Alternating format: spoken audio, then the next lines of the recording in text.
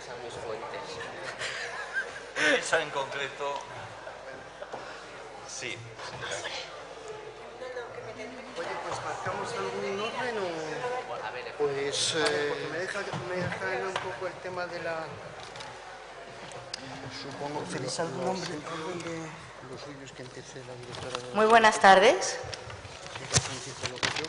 Unas brevísimas palabras de bienvenida y de introducción a la presentación de este libro editado por Anabad.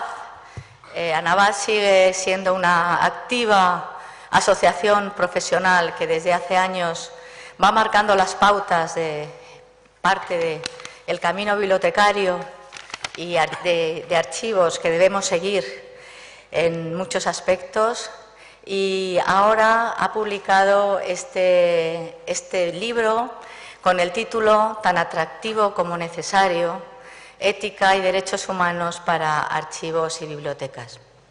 Me van a perdonar, pero estoy un poco afónica. Estas cosas de los virus otoñales nos afectan a todos. Libro cuyo título digo que es tan atractivo como necesario porque nos va a ayudar a todos a reflexionar. Sus autores, Pedro López López, profesor titular de la Facultad de Ciencias de la Documentación de la Universidad Complutense de Madrid, y Josep Vives y Gracia, que es bibliotecario y trabaja en el Departamento de Cultura de la Generalitat, nos ponen delante de los ojos en un intenso libro que he tenido el gusto de leer, cuestiones que tanto los bibliotecarios como los archiveros sabemos, y sabemos porque tenemos una profesión vocacional que nos gusta, y además somos conscientes del profundo sentido ético y el profundo sentido de vocación pública que tiene nuestra profesión. Pero es muy necesario recordarlo, es muy necesario saberlo y es muy necesario tenerlo delante para poder reflexionar juntos, especialmente en estos momentos. Así que yo solamente quería agradecer la oportunidad de la publicación de este libro, tanto a Anabad como por su publicación, como a los dos autores. Y nada más, desearles que disfruten con esta mesa. Tiene unos estupendos representantes que van a explicar el contenido y el sentido de este libro. Muchas gracias, Pedro, muchas gracias, Josep, gracias también a Anabad, y les dejo con los representantes. Muchas gracias.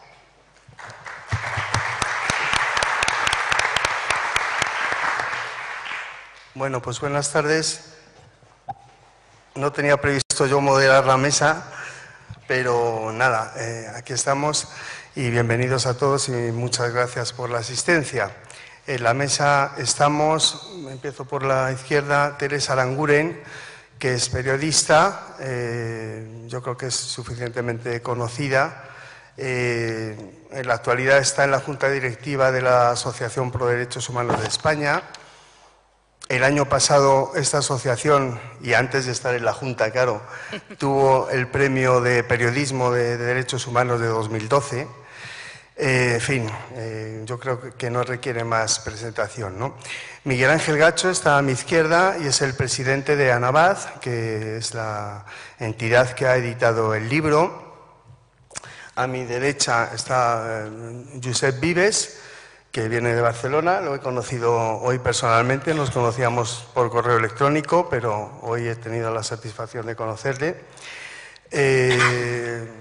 Y más a la derecha está Javier Sadaba, es catedrático de Ética, como sabéis, seguramente, y, en fin, agradezco a todos, desde luego, que nos acompañen. Pues voy a pasar a dar la palabra, entonces, a los componentes de la mesa. Primero, a Miguel Ángel Gacho. Hola, buenas noches. Señora directora, Pedro y compañía, queridos amigos, unas breves palabras para presentar este libro. Si me permiten, aún recuerdo la tarde en la que Pedro, con gran entusiasmo, me comentó el proyecto, la idea que tenía en mente de escribir un libro sobre ética y derechos humanos en las bibliotecas y en los archivos. lo cierto es que sus ojos reflejaban un cierto brillo, el brillo de la ilusión propia de un jovenzuelo, de un adolescente que tiene todo ese empuje. Tanto entusiasmo solo podía ser contestado con palabras de aliento. Venga, Pedro, ánimo, vamos a por ello. Para ser sinceros, ha sido y es una obra en la que el trabajo de imprenta ha sido escaso. Por ser una obra trabajada desde el principio y, en consecuencia, con pocas correcciones de imprenta, lo que es propio de una obra bien trabada.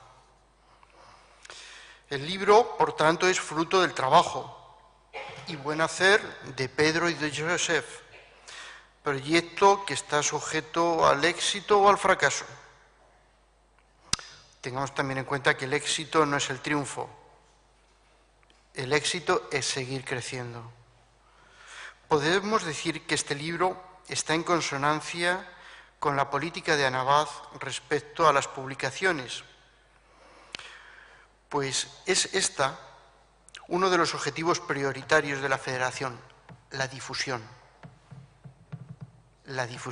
de trabajos científicos como este.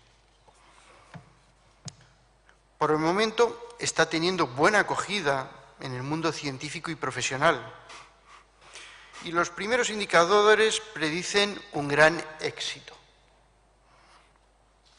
Los autores, por sí mismos, son garantías de éxito, sobre todo en un momento en el que la cultura, más aún la del libro, se encuentra en crisis y que cada publicación es un reto de difícil sostenimiento económico. Es una nave que tiene que navegar por unas aguas plagadas de tormentas, de olas, que le llevan casi a un naufragio seguro. Pero aún más, nos encontramos con un problema.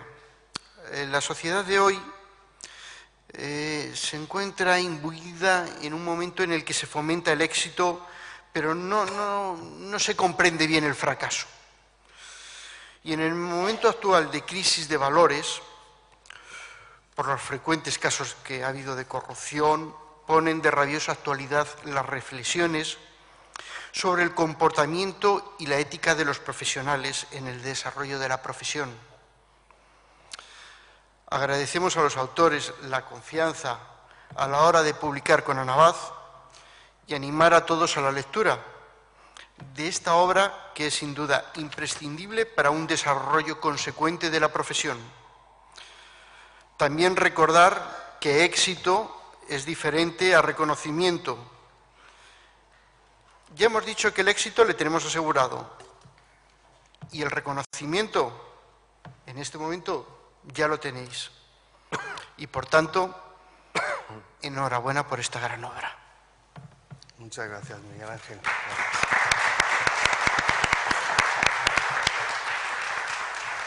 Bueno, pues tiene la palabra a continuación Teresa Aranguren. Buenas tardes a todos. Gracias por estar aquí. Y yo estoy encantada de estar aquí en la Biblioteca Nacional. Gracias también a la dirección de la Biblioteca Nacional por ser anfitriones de este acto. Y bien, yo voy a hacer algunas, más bien reflexiones o impresiones sobre lo que puede significar este libro. En primer lugar, ¿qué significa una biblioteca? Yo creo que somos quienes somos porque tenemos memoria. Porque somos capaces de recordar y de mantenerlo aquí, en el cerebro. Y por eso nos aterra tanto, siempre nos ha aterrado el fenómeno de la amnesia o el Alzheimer ahora, porque es lo más parecido a la muerte, nos disuelve, nos hace desaparecer. Y eso en el terreno de los individuos o de cada uno de nosotros. Pero yo creo que también se puede hablar, en ese mismo sentido, de las sociedades, los pueblos, los grupos humanos, que lo son en la medida en que tienen memoria. Si no, no son grupo o comunidad humana. Y en la medida que son capaces de retenerla, mantenerla, guardarla. El término memoria no es lo mismo que pasado. Yo diría que la memoria es la manera en la que el pasado sigue teniendo capacidad de acción en el presente, o sigue haciéndose presente. Y de algún modo casi todos hemos dicho en algún momento, recordado, o nos han dicho, o hemos pensado, especialmente cuando alguien desaparece, esto de nadie muere del todo mientras se le recuerda.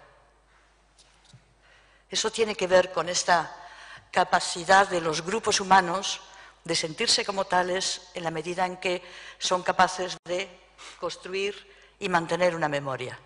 Bien, pues yo diría que el mecanismo en el que se mantiene la memoria de los grupos humanos son las bibliotecas. Biblioteca, hemeroteca, videoteca, filmoteca, lo que significa una institución en la que se guarda, se potencia, se difunde el hilo conductor que nos ha ido conformando como grupo humano, como sociedad.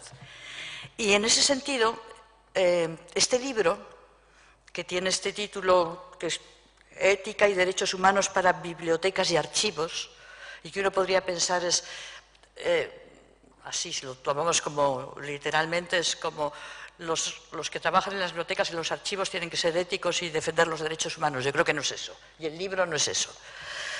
El libro lo que trae es también una especie de hilo conductor de la memoria de los derechos humanos. Nos hace ver, primero, el concepto de derechos humanos, es una elaboración humana, y tiene su etiología y su genealogía. A mí en ese sentido me ha gustado mucho ver, por ejemplo, es que las tengo aquí subrayadas, las he marcado, que hay referencias a un cierto concepto de derechos humanos como una categoría universal aplicable a todos los seres humanos, ya desde la época mesopotámica, desde el mundo antiguo egipcio y desde el Código de Hammurabi, casi. Entonces, les voy a leer solo dos referencias que he subrayado aquí. Una inscripción egipcia de la 11 dinastía, o sea, tercer milenio antes de Cristo. He hecho a cada hombre igual a su prójimo. No he ordenado que los hombres cometan injusticia. El Mahabharata, por otro lado. No hay diferencia alguna entre clases de personas. Todo el mundo es de origen divino. Una referencia a Quanzhou, China. Nunca modifiquéis una ley para satisfacer los caprichos de un príncipe. La ley está por encima del príncipe, esto nos valdría ahora exactamente igual. No modifiquéis una ley en función de los deseos de alguien que detenta el poder. Bien, lo que hay en este libro es un repaso a lo largo de la historia de cómo hemos ido construyendo y asentando la idea de los derechos humanos, que solo tiene sentido en la medida en que tienen la categoría de universales. Por eso, derechos humanos. Porque el concepto de derecho ha estado, y de los derechos de los ciudadanos, ha estado presente desde la antigüedad. Pero el concepto de universalidad del derecho, no. Ese se ha ido conquistando. Todos sabemos, bueno, el Imperio Romano tenía el concepto de ciudadanía muy elaborado. Pero para eso existían los bárbaros que quedaban fuera, o los esclavos. Entonces, la concepción del derecho humano como universal es necesaria, imprescindible. Pero esto tampoco nos puede llevar a tener una visión angelical o idílica de que la defensa de los derechos humanos o el planteamiento de que los derechos humanos son universales implica, aunque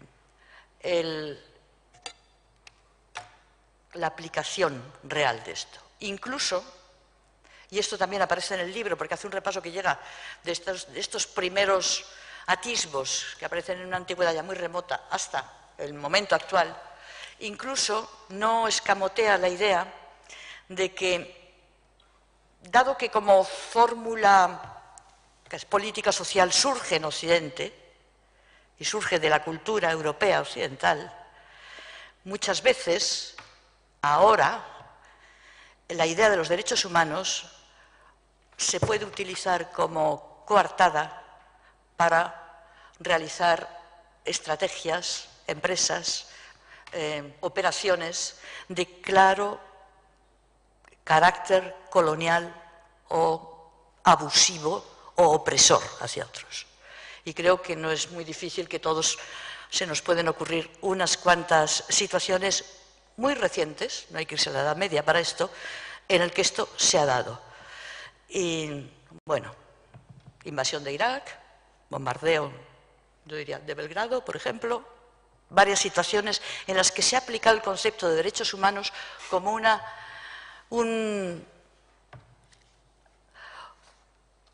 excusa política para conseguir el respaldo de la opinión pública.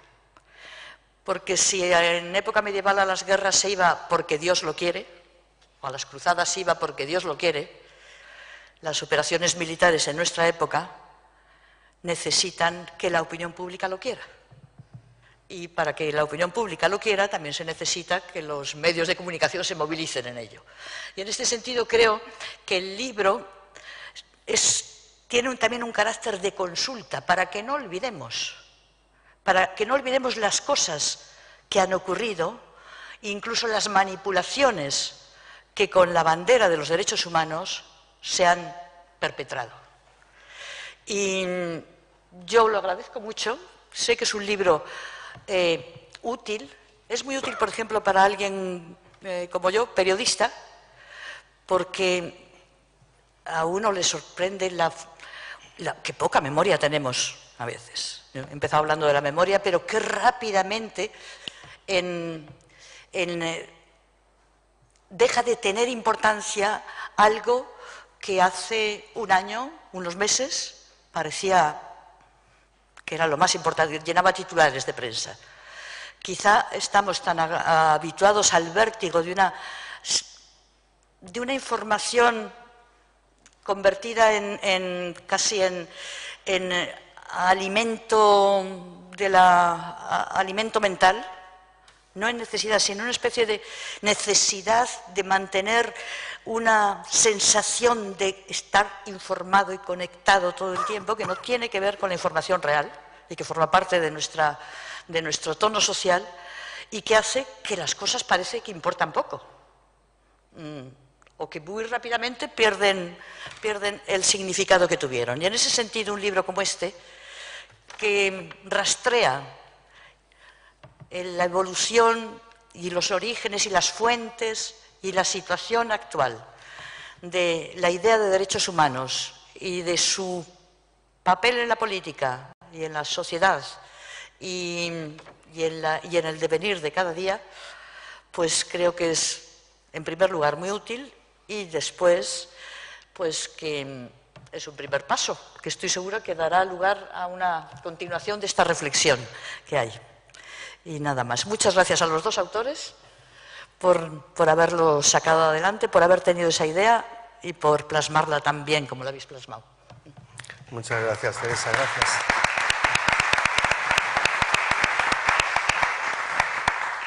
Bueno, pues a continuación va a hablar Javier Sadaba. Buenas tardes, me imagino que se oye.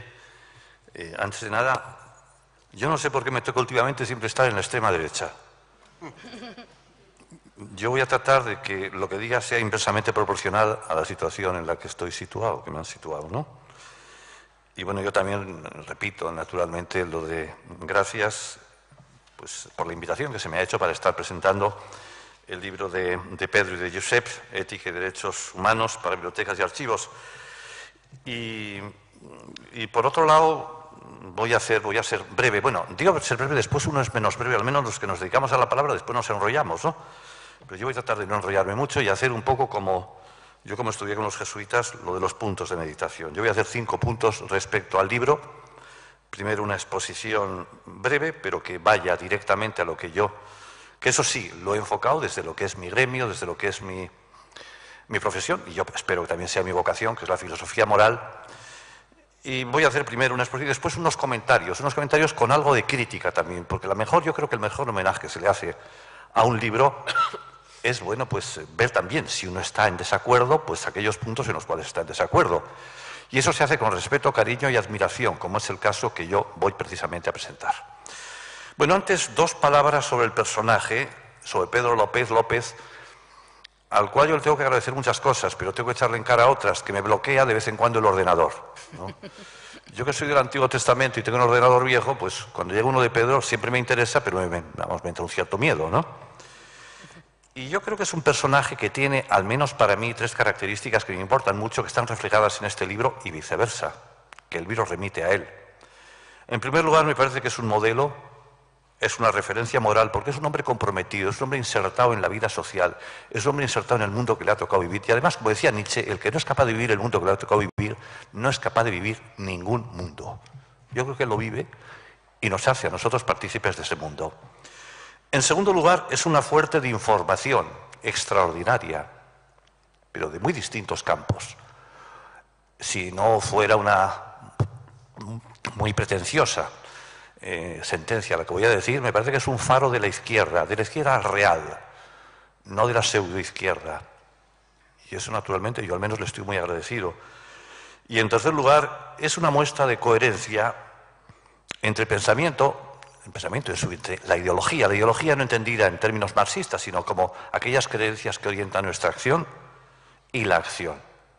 Yo por todo ello lo agradezco mucho. Es verdad que algunas veces no estoy de acuerdo con las cosas que me manda, o porque habla bien de personajes que yo no hablaría tan bien, o porque habla poco de mi querida Euskal Herria. Pero por lo demás, gracias Pedro por lo que acabo de decir y otras muchas cosas más que podría decir. Respecto al libro, si yo me fijo en el aspecto de la forma, en el aspecto formal, yo voy a decir lo que creo, y además lo digo sinceramente. Yo soy ser muy respetuoso con todo el mundo, pero antes de nada con mis ideas. Bueno, me parece que es un libro claro, clarísimo, directo, directísimo, sin cuento, cosa muy importante en este país, accesible a todo el mundo, o a muchos, o a muchísimos, muy completo, muy documentado, documentadísimo. A veces abruma con la documentación y con la cantidad de datos que nos ofrece. Yo lo pondría muchas veces, aunque suene raro, de manual, este libro. Mucho mejor que muchos libros que hay sobre derechos humanos escritos por profesores, catedráticos, titulares, o me da exactamente igual, de filosofía del derecho. Y se aprende, y se goza. Yo lo he leído a gusto. Yo diría el criterio que para mí supremo siempre es un libro, es leerlo de un tirón. De un tirón lo he leído. Y es muy ordenado. El orden además está bien distribuido en, bueno, tiene 2 partes. La otra es la de Josep, que ya es más directa, sobre archivos y bibliotecas, sobre los cuales yo voy a decir muy poco. Solo una cosa que me ha sorprendido mucho y que me ha llenado de miedo, que la sigla para hablar de la sociedad del Consejo Internacional de Archivos se llama CIA. Oye, ya le podéis cambiar de nombre, ¿no? Bueno, pero el libro en esta primera parte, en primer lugar, dice que son los derechos humanos, se enfrenta, describe lo que son los derechos humanos, habla de su historia, es decir, de su evolución histórica, de cómo se les puede proteger, cómo se intenta protegerlos, de su protección, y finalmente la situación en la que se encuentran en este momento. Lo adelanto ya, una situación penosa, penosísima. En algunos aspectos hemos ido como el cangrejo, hacia atrás, ¿no? A mí me parece que esto es, bueno, me parece no, es real, es como está estructurado, es la estructura del libro, por eso se lee con una agilidad grande y por eso me parece que está muy bien distribuido. Ahora, si paso al tercer punto, ¿cuál es su contenido? ¿O cuál es el leitmotiv? Bueno, y por otra parte un contenido con el que sustancialmente habrá aspectos en el que menos estoy muy de acuerdo. Bueno, pues él dice, y con razón, repite, los derechos humanos no están para ponerlos en un libro, no en un frontispicio, sino para enseñarlos. Hay un aspecto pedagógico constante en la intención del libro de Pedro. Se deben exigir. Nosotros tenemos que estar constantemente exigiendo aquellos derechos que nos pertenecen. Y lo demás es estar atontado, entontecido o anestesiado.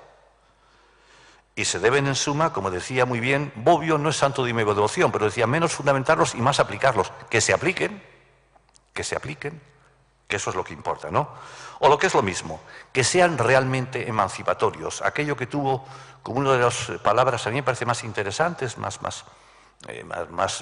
fuerte, con más fuerza de toda la tradición, la tradición de la real izquierda, que ha sido la emancipación, esa liberación constante, esa capacidad de liberarse de otros y de nosotros, ¿no? Bueno, pero lo que ocurre es que muchas veces, se ha dicho ya, lo decía Teresa, se defienden de voce, se defienden con palabras, se defienden en los términos, pero, y ahí hay cantidad de declaraciones, convenios, tratados, todos ellos muy bien expuestos, por cierto, por Pedro. Si uno toma los derechos humanos y ve cómo se ha llegado hasta ello, pues naturalmente hay una cantidad de ríos afluentes que llegan a ellos, que están, insisto, en el libro bien descritos, y que no es el caso que yo los repita aquí. Y cómo de ellos después emanan, que serán más universales, más regionales, pero después y van abarcando, no están cerrados, como se dice en el libro y como dicen más de uno, ¿no? Bueno, digo que se defienden así, pero aún así, digo, se defienden de voces, se defienden con la voz, se defienden en términos, bueno, pues de grandes proclamas, pero después, en los hechos, no estamos así. Y en este momento podemos decir que estamos en retroceso. ¿Por qué? Pues por una parte porque se los ha tragado el ultracapitalismo, en su versión neoliberal, que ha convertido todo en mercado, con mayúscula. Todo es objeto de compra y de venta. Por eso no es extraño que, como también se ha dicho, que se intente que exista lo que también en el libro, en la cual se hace referencia, y muy bien, una sociedad de la ignorancia, que la gente no se entere mucho, que se quede con las palabras, nada más, ¿no? Y entonces lo que funciona, pues yo creo que funciona un esquema que más o menos sería el siguiente. Por una parte está el dios Mamón, que nadie se escandalice, que Mamón era el nombre que se le daba al dinero en los cananeos. Está el dios dinero por encima de todo. Los políticos, que muchas veces son títeres de ese dinero. Las tribus mediáticas, que tienen la función precisamente de hacer que se trague con aquello que interesa a aquellos que tienen el poder con mayúscula. Y unas leyes que se reproducen constantemente, pero que raramente se cumplen. Me parece que este es el esquema.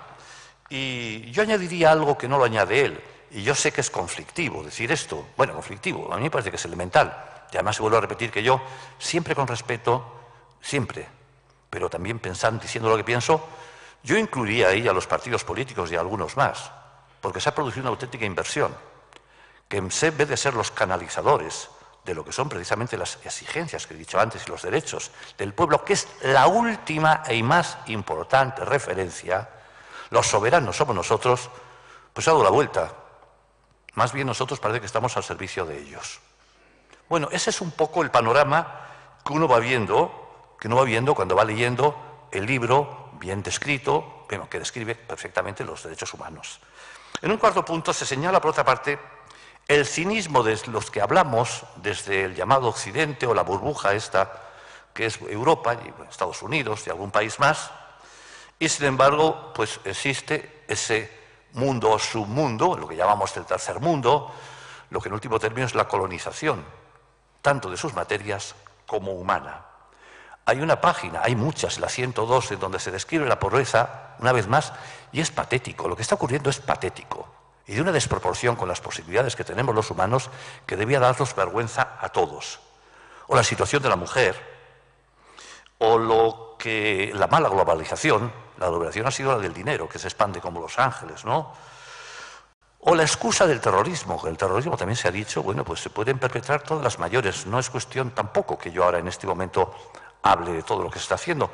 Me agrada que se refiera, por ejemplo, a lo que ocurrió con el Egunkaria. Por cierto, el diario Egunkaria es tautológico, porque Egunkaria es diario en euskera, ¿no?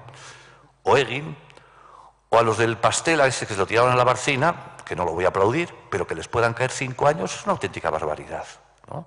Sí, todo vale. Bueno, esto uno lo va leyendo en el libro y uno se va a dar cuenta que está tocando la espina dorsal de lo que es nuestra sociedad, ¿no?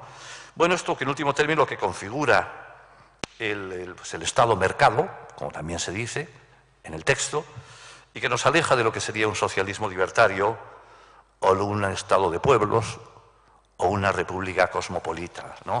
Bueno, yo voy a hacer, una vez dicho eso, esa ha sido la exposición. Yo no sé si ha sido sesgada o no, pero creo que hace justicia, soy fiel a la sustancia de lo que ahí dice Pedro, que es lo que yo quería hacer.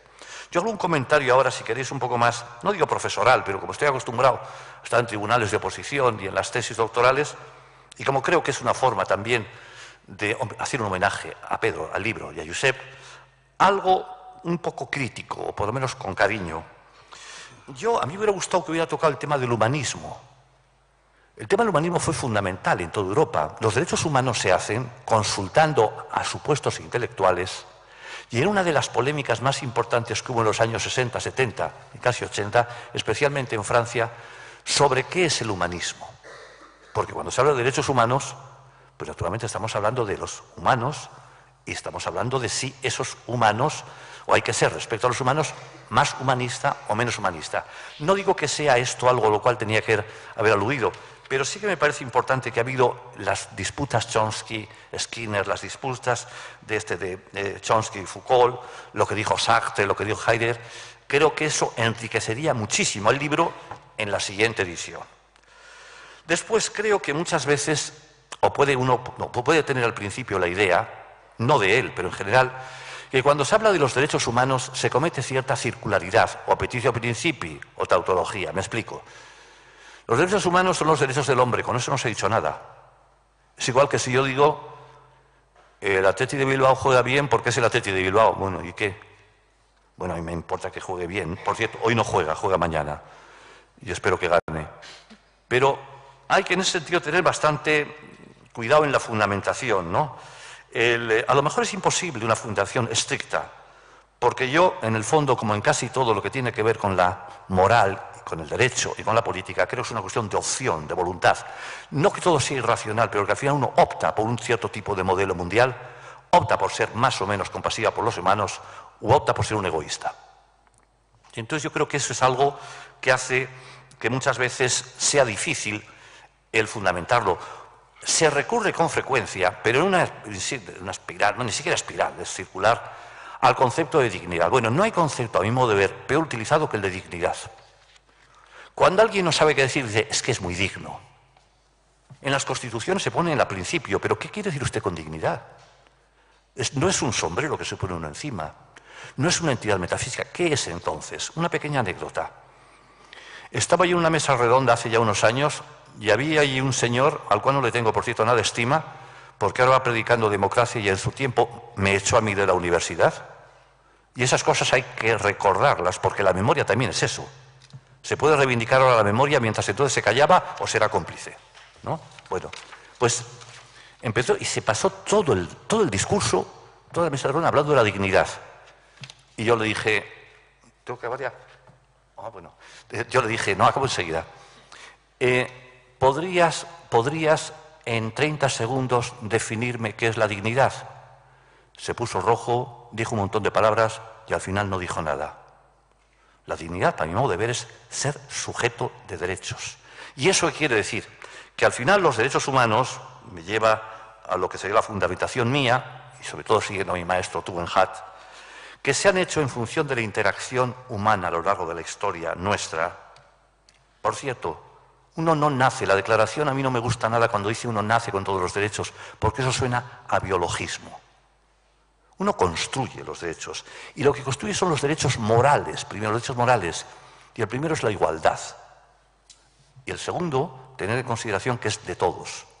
Y después esos se convierten en instituciones, y esas instituciones de los derechos morales son los derechos humanos, que convendría que no fueran muchos, pero se aplicaran todos. Que lo dice ya, en otros términos, en la apología de Sócrates, el mismo Sócrates.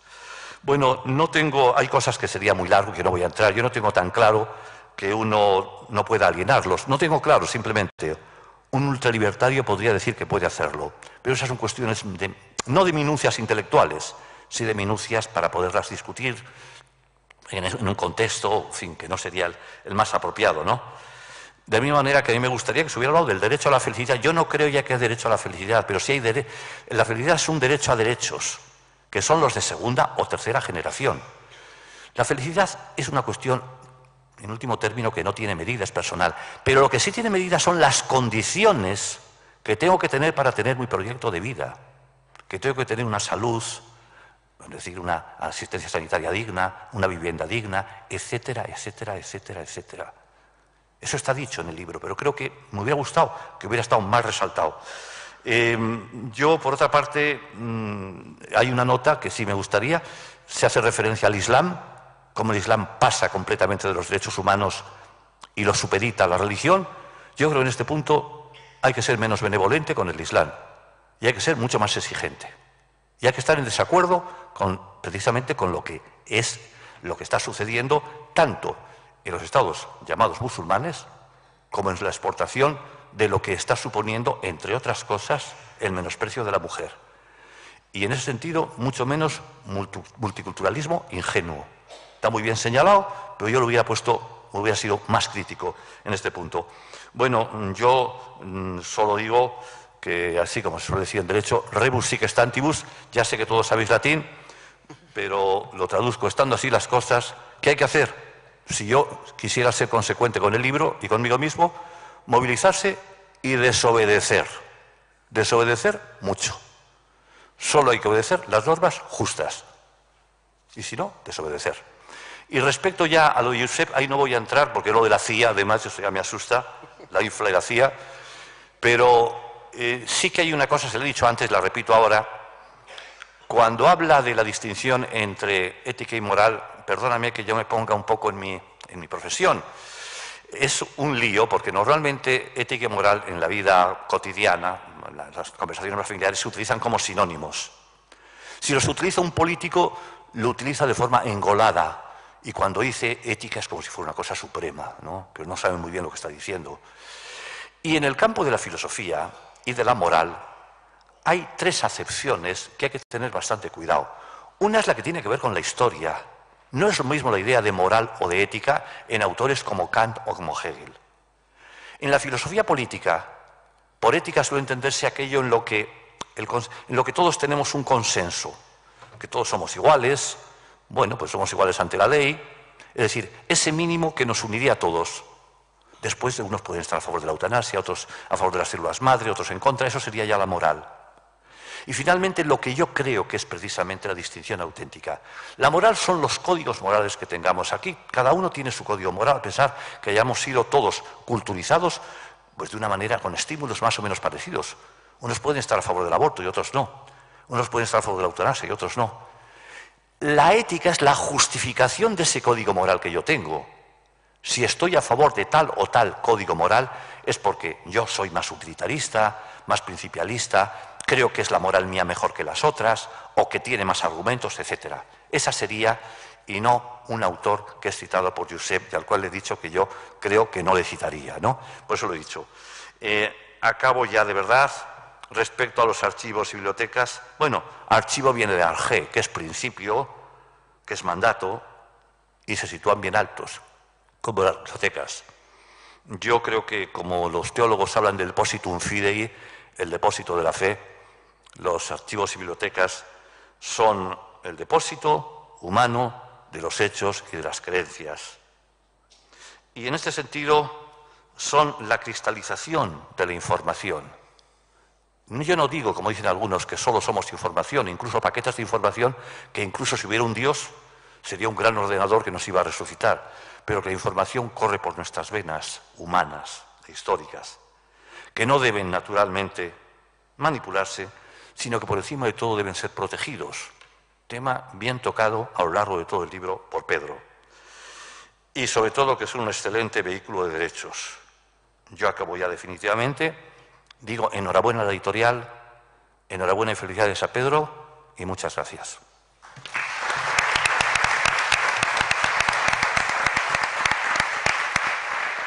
Bueno, muchas gracias, Javier. A continuación hablará Josep. Bueno, buenas tardes. Siguiendo con lo que comentaba Javier, yo ejerceré de derecha moderada, no estoy totalmente en la extrema derecha.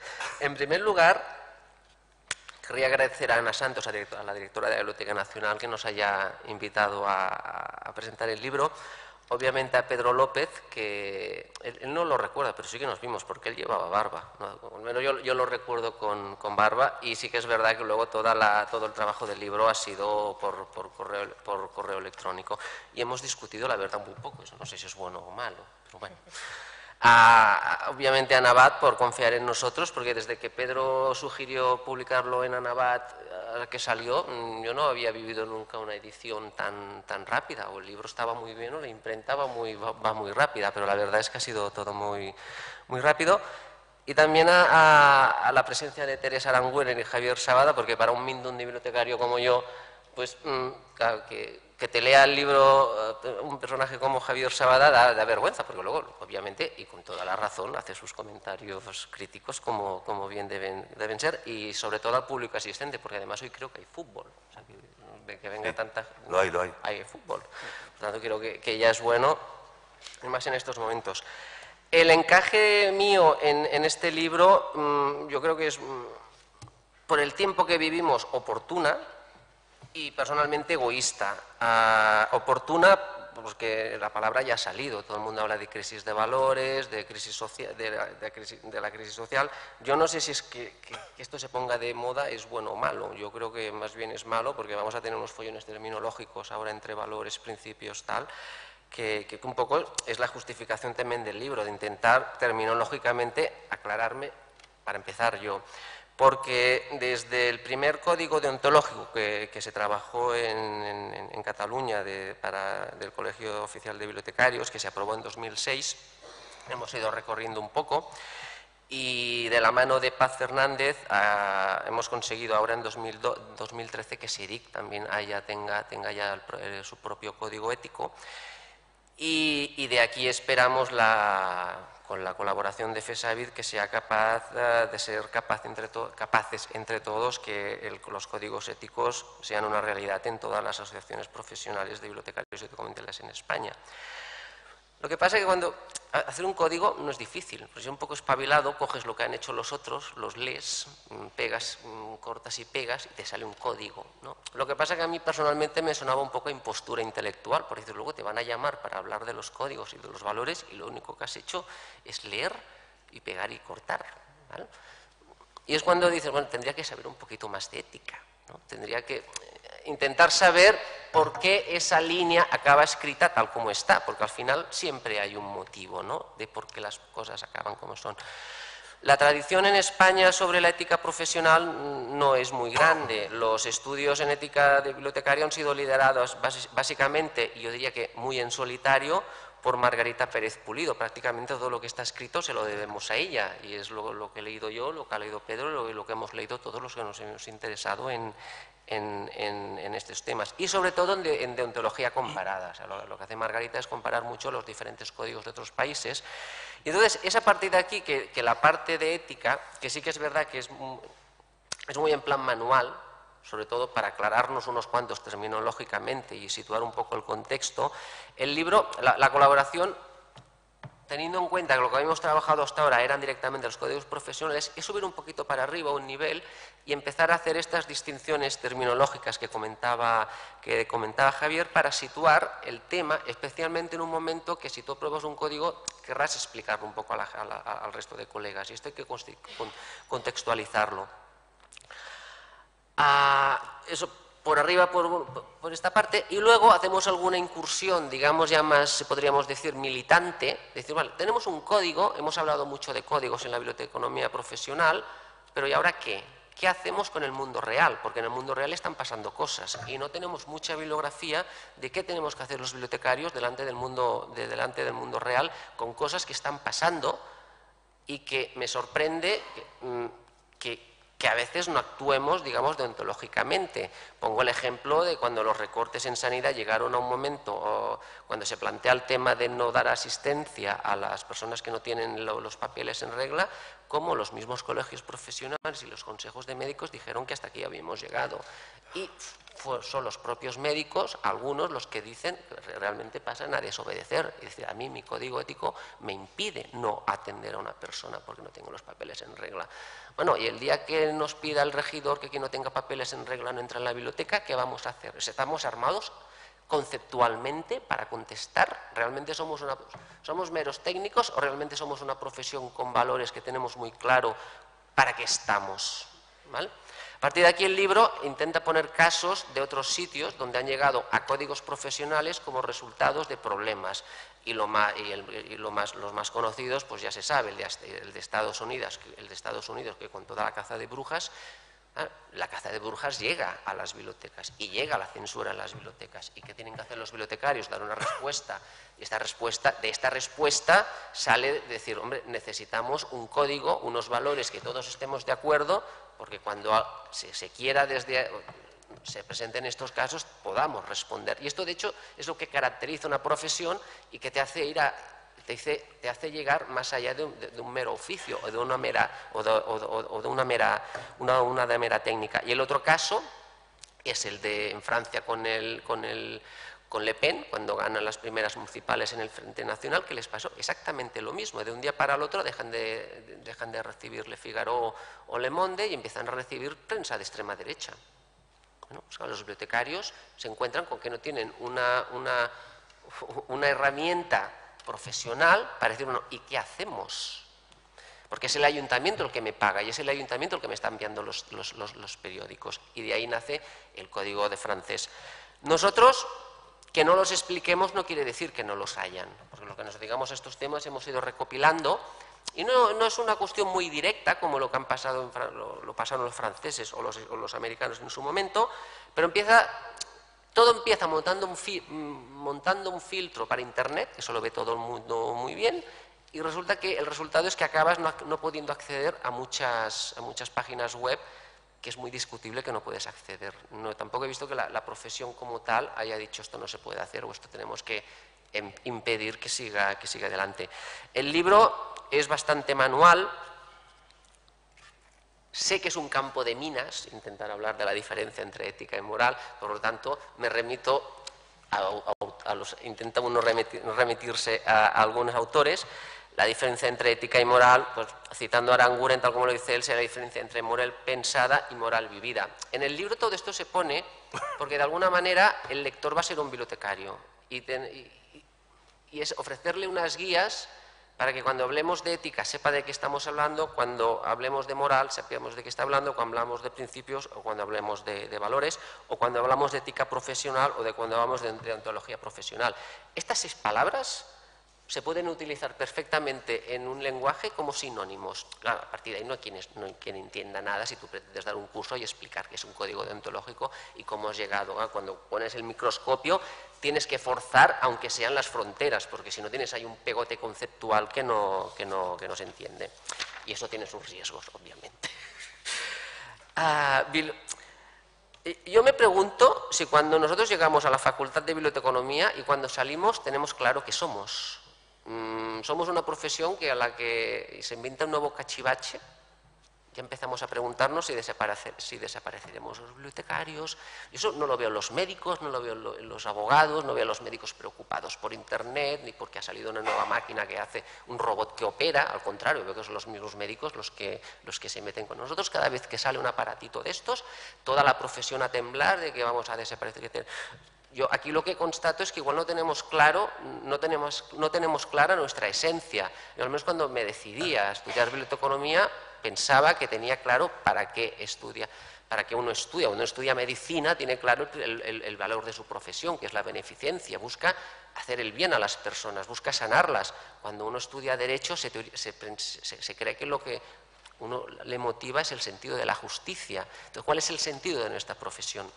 Pues es coger los derechos humanos y estirar algunos artículos, porque además nos daremos cuenta que hay algunos artículos de la Declaración que si no lo defendemos los bibliotecarios no los va a defender nadie, y para eso estamos. Concretamente el 18 y el 19, que habla de la libertad de pensamiento, libertad de opinión y de expresión. Y todo el mundo piensa, estos son los periodistas. Dice, no, perdone, estos no son los periodistas, porque uno puede explicar, o sea, se pueden publicar muchas cosas variadas, pero si nadie las recoge y facilita que todo el mundo acceda, no se consigue que la gente acceda a lo que necesitará. Es lo que le llamamos la libertad intelectual. Y el concepto de libertad intelectual yo diría que es un valor casi exclusivo de de los bibliotecarios, no conozco otra profesión que su valor sea el valor intelectual. Yo lo que me pregunto es si los mismos bibliotecarios lo sabemos y que de alguna manera ese es nuestro sacerdocio. Luego otra cosa es que utilicemos técnicas, internet, Twitter, lo que sea para llegar, para facilitar, y nos adaptamos obviamente al mercado tecnológico, una cosa no quita al otro. Valores básicos, la libertad intelectual, el acceso igualitario, la promoción de la educación y la cultura, todos estos son artículos de la Declaración de los Derechos Humanos que cualquier estudiante de biblioteconomía tendría que salir diciendo esto es lo que a mí me define, lo que a mí me define son estos 4 o 5 valores de la Declaración y esa es la razón de que el Estado invierta dinero en mí, quiero decir, en mi institución. La pregunta es, ¿por qué el Estado? O sea, ¿por qué con el dinero de todos tenemos que pagar a los bibliotecarios? ¿Por qué? O sea, ya hay librerías, podríamos tener librerías que alquilen libros y películas, ya hay videoclubs. ¿Por qué el Estado tiene que invertir? ¿Por qué las bibliotecas tienen que ser públicas? Bueno, pues porque hay unos cuantos valores de derechos de la Declaración de la Declaración de Derechos Humanos que si no es a través de las bibliotecas no los vamos a poder ejercer. La promoción de la educación y la cultura, la intimidad de los usuarios. Claro, esto parece un chiste hoy día, ¿no? Cuando sabes que Obama se dedica a escuchar las conversaciones nocturnas de Merkel.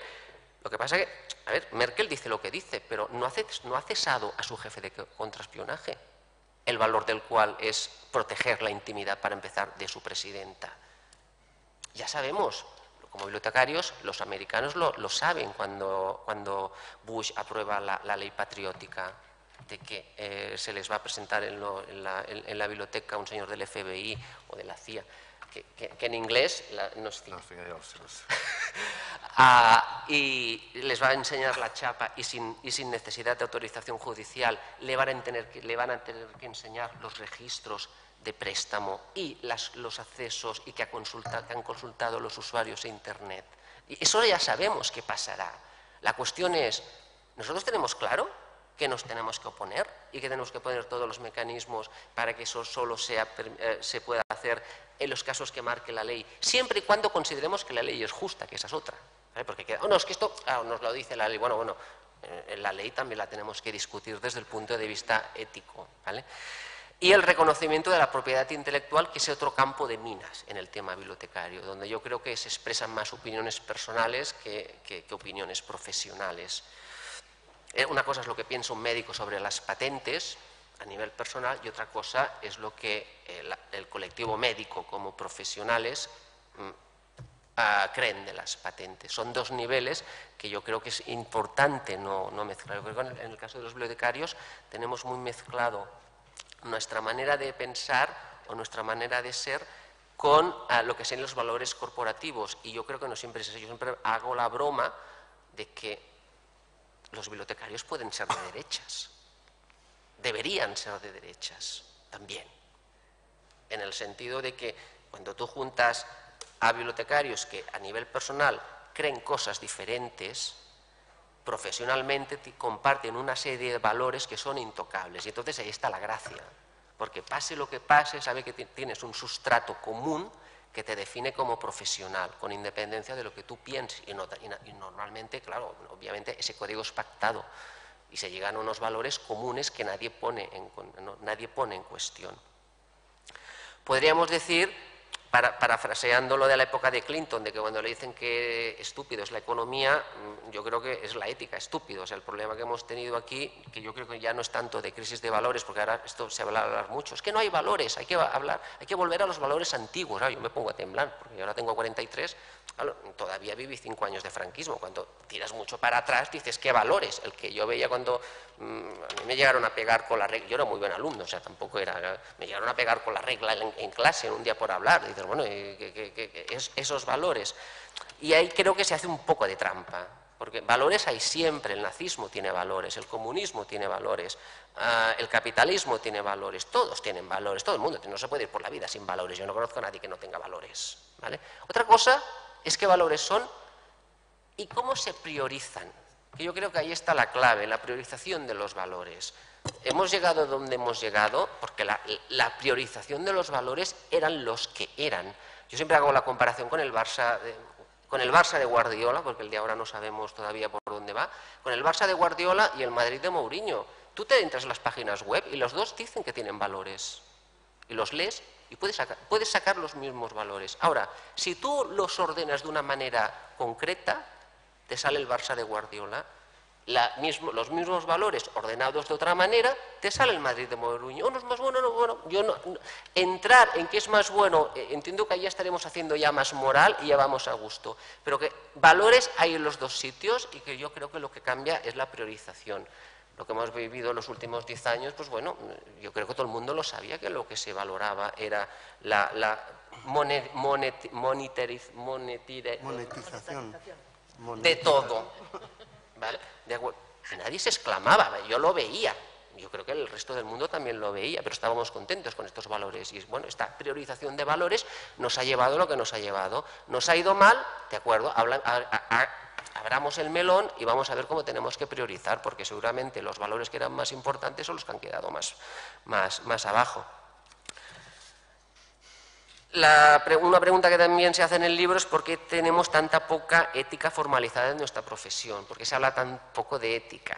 Bueno, ahí en el libro se dan algunas pistas, son teorías, no, yo no tengo la respuesta, yo solo sé que se habla muy poquito de ética. Os hago la broma que si en lugar de poner ética y tal hubiéramos puesto ética 2.0, nos estaríamos forrando. Luego pone ética. Y se habla de un concepto que sí que yo lo encuentro mucho a faltar aquí en España, que es el de la neutralidad bibliotecaria, y que no es una cuestión nada pacífica, porque algunas veces te dicen que la biblioteca tiene que ser neutral, y dices, uy, hablemos sobre el tema. ¿Qué quiere decir neutral? Y esto no es nada pacífico, y es un verdadero campo de minas.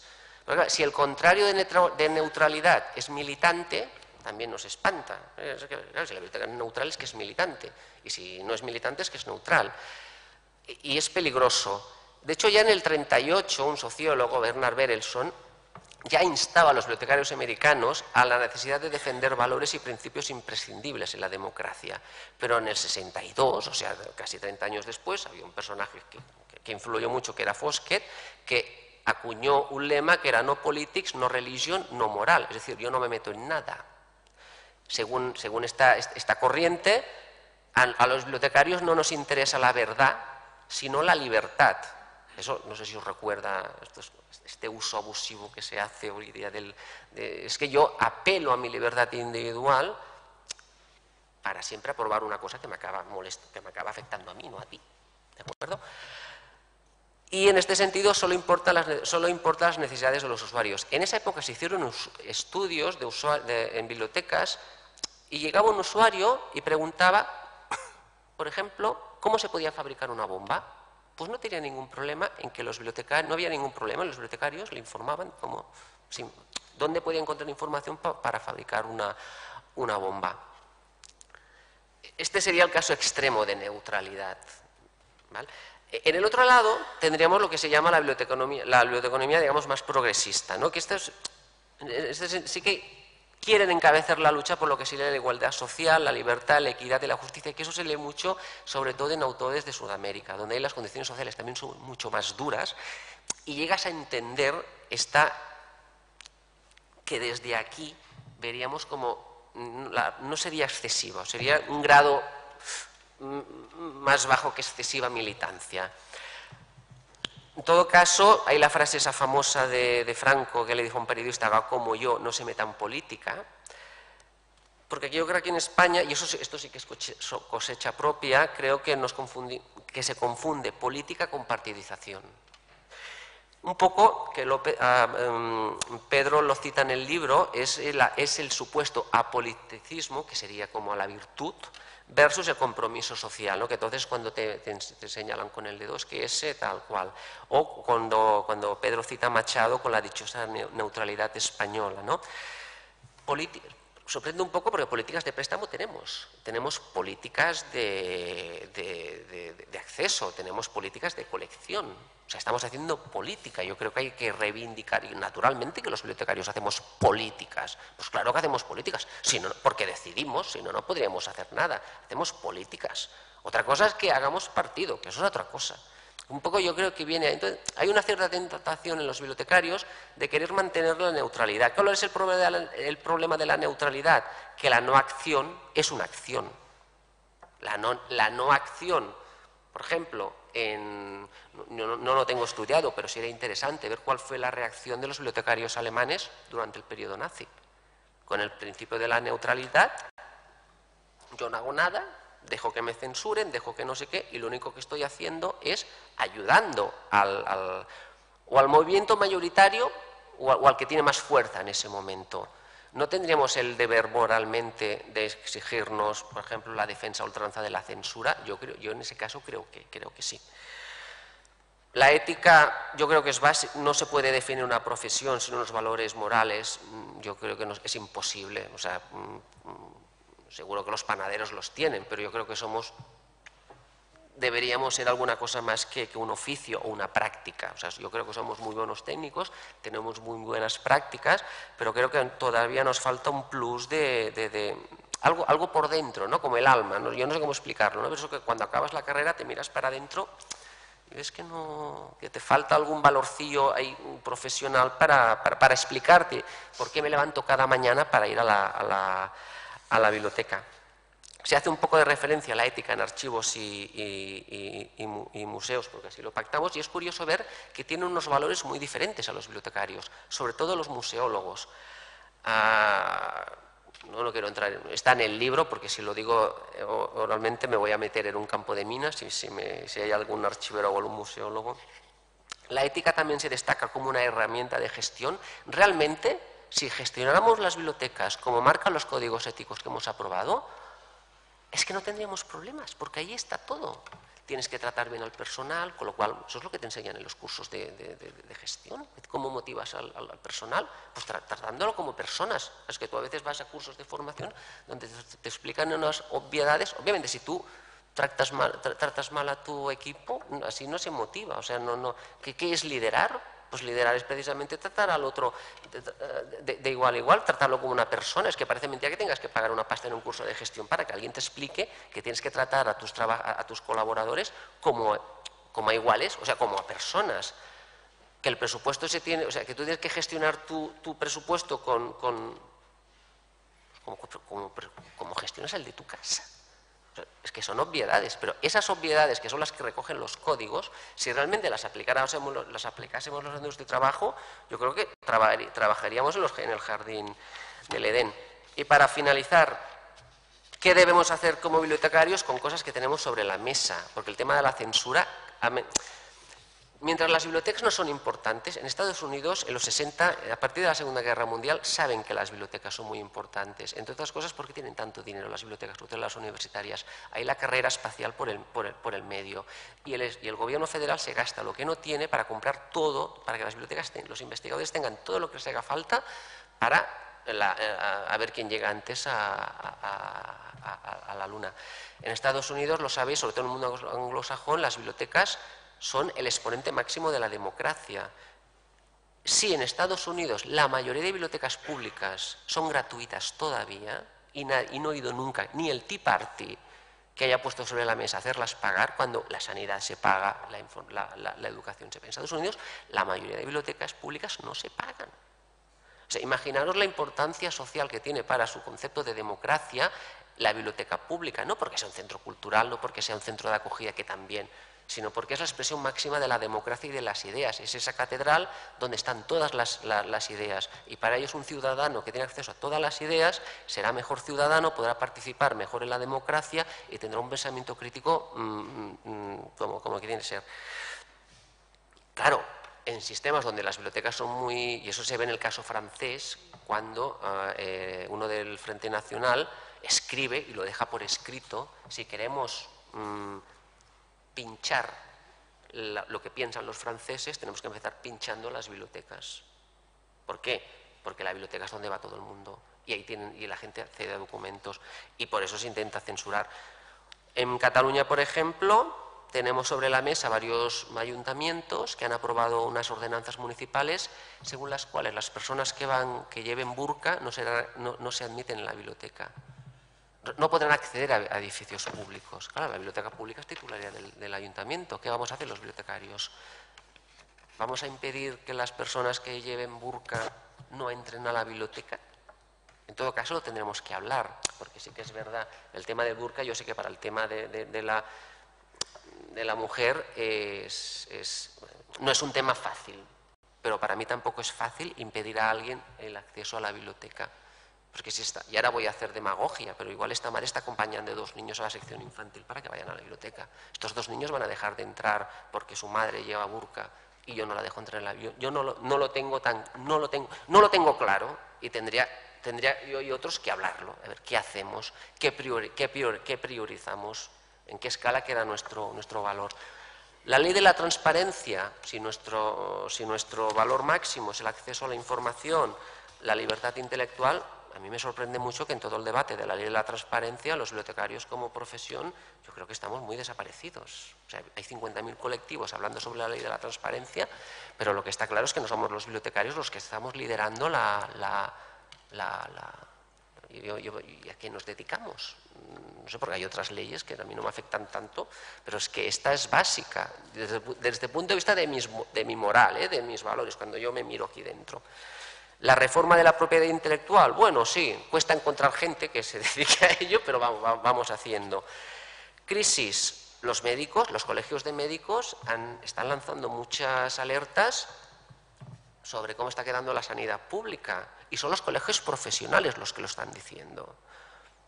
Las asociaciones de bibliotecarios, vaya, es que ni sabemos cómo está impactando la crisis en nuestros centros, sabemos cosas concretas, pero al día siguiente de la crisis, la ALA monta un observatorio para saber exactamente en qué punto es. Nosotros no sabemos qué punto estamos, ni qué posición moral, profesional tenemos. ¿Tenemos líneas rojas también de recortes? ¿O podemos ir asumiendo recortes como el resto de ciudadanos? No lo sé, yo no tengo la respuesta, pero sí que tengo la pregunta y creo que tendríamos que plantearlo. Y lo de, por ejemplo, atender a personas sin papeles, que ya lo he comentado antes como ejemplo, de que la profesión también tiene que tener. Estas cosas nos las vamos a encontrar. Cuanto más importante sea el sistema bibliotecario, y cada vez en España los sistemas bibliotecarios son más grandes, más apetecibles serán para el control que se quiera hacer desde arriba, y al aumentar la interacción con la sociedad nos vamos a encontrar con los mismos problemas que tiene la sociedad, que tienen los maestros en las escuelas o que tienen los médicos en los hospitales. Bueno, pues nosotros, para estar armados ideológicamente, hemos de tener armamento ético suficiente para dirimir estas cuestiones. Y me callo ya, porque si no me han avisado, pero creo que de momento es suficiente. Todo eso está en el libro. Gracias. Bueno, muchas gracias, Josep.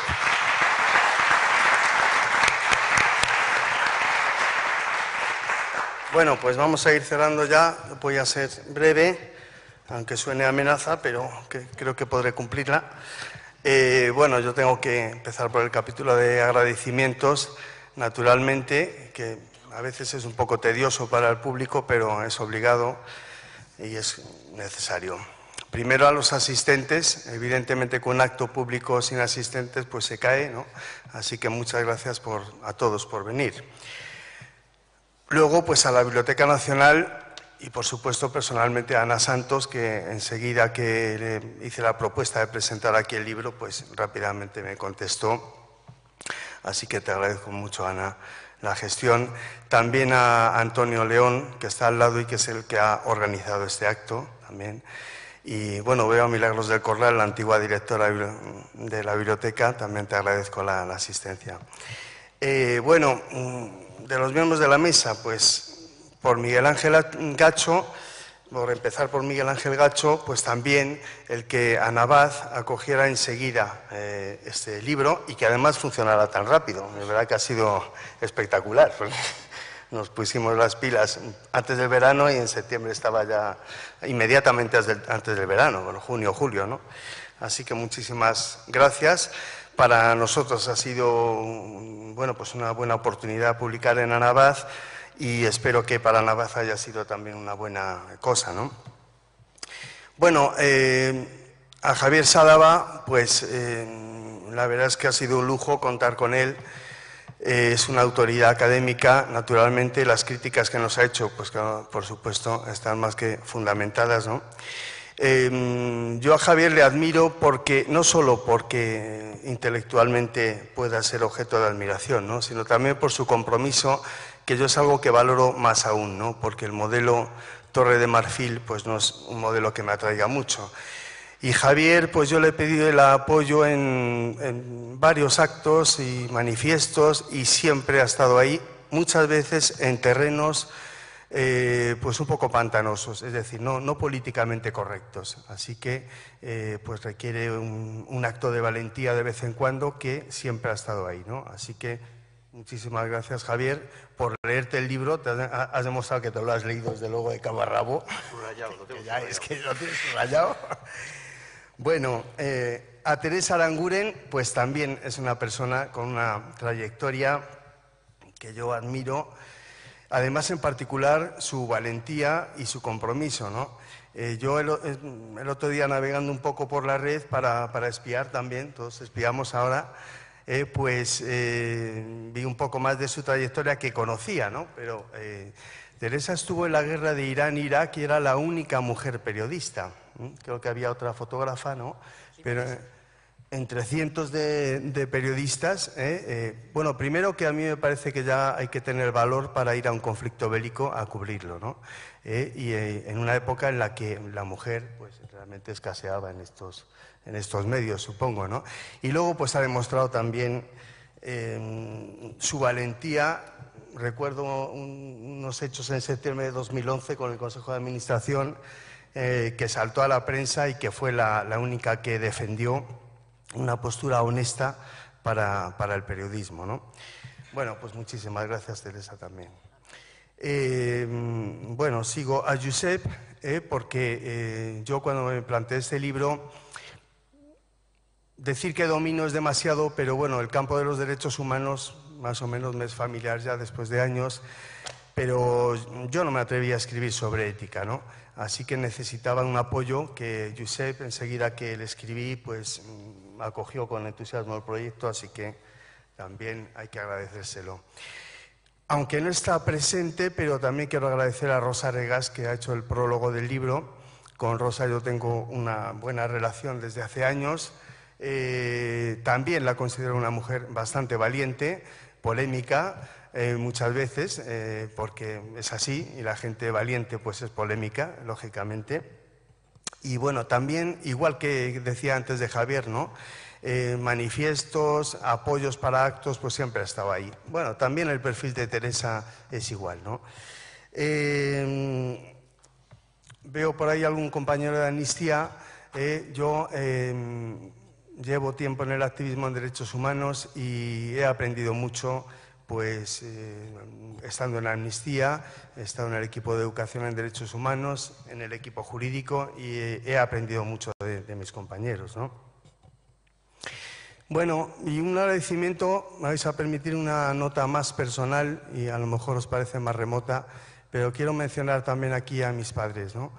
Porque mis padres, que están en torno a los 80 años, ¿no?, mis padres no tuvieron ocasión de estudiar, es decir, en los años 30 y 40, pues estudiar estaba prohibido a las clases trabajadoras, y el que yo haya llegado a la universidad y el resto de mis hermanos, ¿no?, pues se debe a su esfuerzo de aquellos años, ¿no?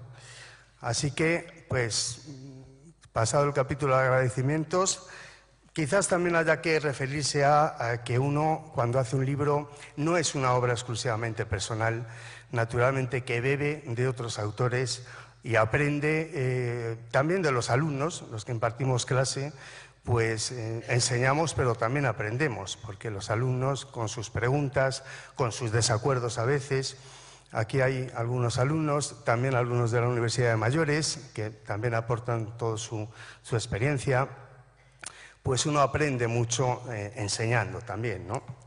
Bueno, voy a hablar un poquito, muy brevemente, de cómo surge el libro, el proyecto del libro. Efectivamente, yo llevo en el activismo en derechos humanos pues aproximadamente década y media. Para mí el activismo es un ejercicio de ciudadanía Y yo creo que la ciudadanía no debe ser algo para los ratos libres, yo creo que tiene que impregnar todas nuestras actividades. Y bueno, pues los derechos humanos aportan un marco ético, aportan un marco político, aportan un marco jurídico y aportan un marco profesional o una guía profesional, ¿no? Voy a hacer mención muy brevemente al marco político y al marco profesional. No hace mucho un político que yo creo que se puede estar de acuerdo o en desacuerdo con él, incluso, me refiero a sus ideas, incluso estando de acuerdo con sus ideas se puede estar de acuerdo o en desacuerdo con su estilo, pero yo creo que es uno de los políticos más honestos que ha habido en este país. Me refiero a Julio Anguita. Que yo sepa, es el único diputado que ha renunciado a su sueldo de diputado, a su pensión de diputado, perdón, a su privilegiada pensión de diputado, y cobra una pensión monda y lironda de profesor de instituto, ¿no? Bueno, pues decía Julio Anguita, que tiene una ideología evidentemente muy señalada. Se lo he oído decir en alguna charla y en algún artículo también, que la única bandera que hoy día sirve para transformar el mundo son los derechos humanos, ¿no? Y lo dice una persona que no ha renegado de su ideología. Julio Anguita, como sabemos todos, es comunista, y sin renegar de su ideología, pero reconoce que hoy día la gente es difícil que se enganche y que se movilice por una ideología. Ciertamente hoy la gente no se moviliza por el comunismo, el socialismo, el anarquismo, por las doctrinas políticas. Pero ciertamente los derechos humanos son fáciles de percibir, de visualizar. Cuando vemos un desahucio, todos comprendemos que el derecho a la vivienda está vulnerado.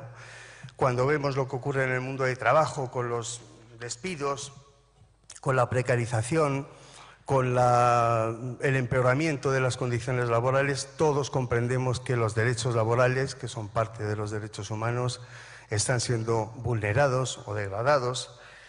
Cuando vemos que cierran bibliotecas o que merman sus recursos, todos vemos que se están recortando los derechos de acceso a la cultura y a la información y a la educación.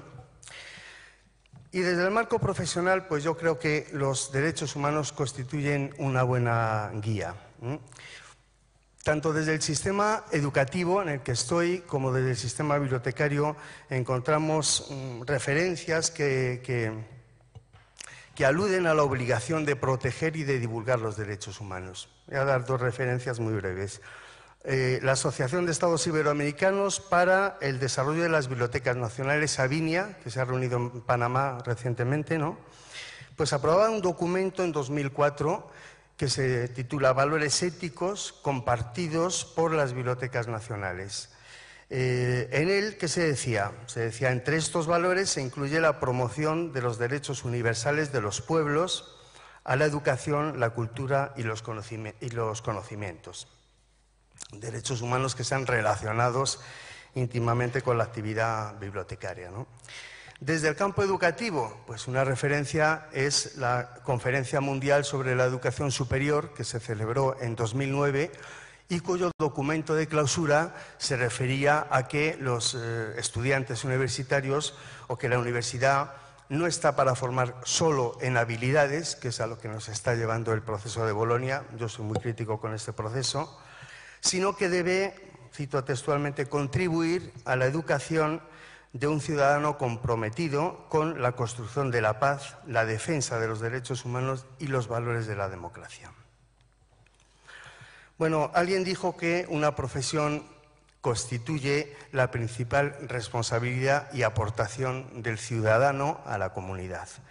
Y para mí, pues la guía que debe orientar la práctica profesional son los derechos humanos. Pues bien, la idea de hacer el libro sobre biblioteconomía y derechos humanos, la verdad es que se remonta a 2006-2007, con tan mala suerte que cuando estaba un poco pergeñando ya el libro y que estructura y trabajando con él, pues sale un libro de Tony Samek con el título de Biblioteconomía y Derechos Humanos. Así que me pisó totalmente la idea. Con Tony Samek yo tengo una relación cordial, me mandó su libro, yo le he mandado este libro hace un mes o así y tenemos una buena relación. Pero bueno, en ese momento me pisó totalmente la idea, ¿no? De manera que tuve que corregir un poco el rumbo y efectivamente pensé que se podía ampliar el foco y pues a ética y derechos humanos para bibliotecas y archivos, ¿no? Aquí es donde entra Josep Vives para complementar pues muy bien el libro, ¿no? A Josep yo le conocía por la red, aunque él dice que nos hemos visto y yo, mi mala memoria no me... Bueno, pero le conocía por alguna intervención en Iguetel, que es un foro de discusión de bibliotecas, archivos, documentación, y sabía que estaba en la comisión deontológica del Col·legi de Bibliotecaris de Cataluña y pues nada, enseguida me puse en contacto con él. Bueno, el objetivo del libro y la estructura, muy rápidamente, pues desde este convencimiento que vengo expresando de que los derechos humanos y la práctica bibliotecaria y archivística están íntimamente unidos, pues el libro se dirige a los profesionales de estas áreas, naturalmente, a los profesionales que quieran ejercer su profesión con un sentido de compromiso social y con una coherencia con los valores democráticos, ¿no? Y naturalmente a los estudiantes que serán futuros profesionales, ¿no? Bueno, el libro tiene 5 capítulos, comento muy brevísimamente, no el quinto, que ya ha comentado Josep, pero sí los 4 primeros que se refieren a derechos humanos. El primero es una introducción, análisis del concepto, características, también citar a textos que se refieren a la vinculación entre las bibliotecas y los derechos humanos y archivos y derechos humanos, naturalmente. El capítulo 2 es una evolución histórica de los derechos humanos. Bueno, pues es una síntesis de aportaciones relevantes de diversas corrientes de pensamiento, naturalmente. Aquí he disfrutado haciendo un epígrafe porque cuando yo los libros que he leído de derechos humanos o he consultado, cuando se refieren a la historia de los derechos humanos, claro, Europa se considera la cuna de los derechos humanos de una manera muy autocomplaciente y es cierto que tiene una gran aportación. Pero hay una parte oscura en esta historia, naturalmente. Europa, las potencias europeas, los siglos XVI, XVII, XVIII, XIX, pues han perpetrado masacres, genocidios, han sometido a esclavitud a millones de personas, han saqueado las riquezas naturales de todo lo que llamamos hoy el tercer mundo y eso pues hay que ponerlo también sobre la mesa, ¿eh? No, es un elemento más, no hay que fustigarse, pero está ahí y hay que analizarlo también. Y luego también, bueno, termina este capítulo con un epígrafe dedicado al derecho a la información, porque también el derecho a la información es relevante en este mundo de las bibliotecas y archivos y tiene una historia también que, en fin, que es interesante examinar cómo ha ido surgiendo y siempre ha estado vinculado en todas las declaraciones de derechos humanos y de democracia, pues ha aparecido el derecho a la información de una manera central, en los primeros artículos siempre, ¿no? Luego hay un capítulo tercero dedicado a la protección de los derechos humanos. Este capítulo, me estoy quedando seco.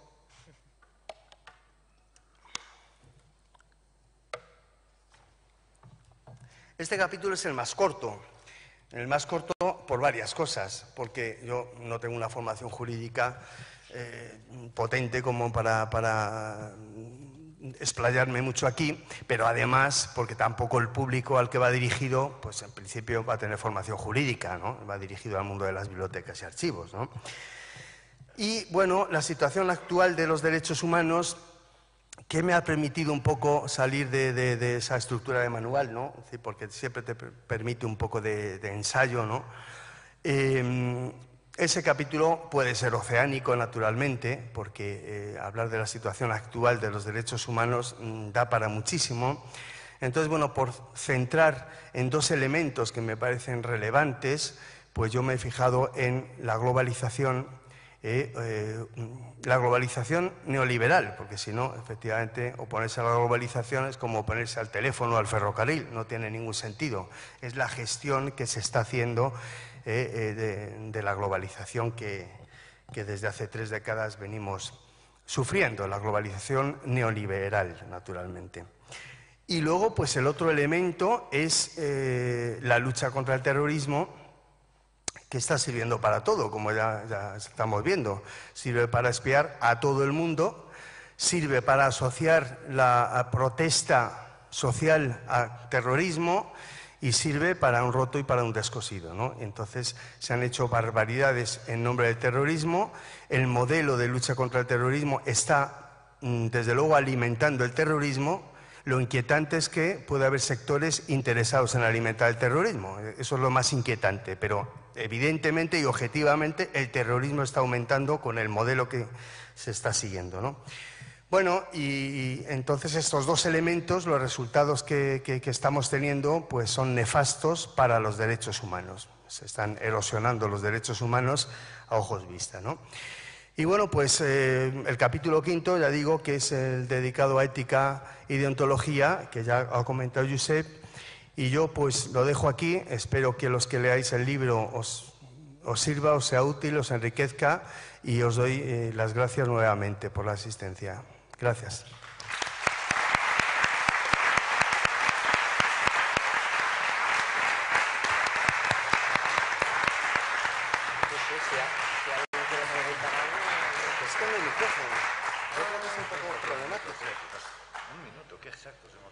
Un momento, que piden un minuto por aquí para... No, hemos sido británicos. No, al revés, que ha sido muy Perdón, estaba oyendo mal. Uno tiene el oído un poco duro ya. Bueno, no tenemos micrófono, yo no sé si alguien quiere decir algo, pero es verdad que no tenemos micrófono, ¿no? Y quizás no sé, si alguien quiere alguna pregunta o algún... Hay micrófono. Bueno, pues no sé, si alguien quiere plantear algún comentario, pregunta o cualquier cuestión.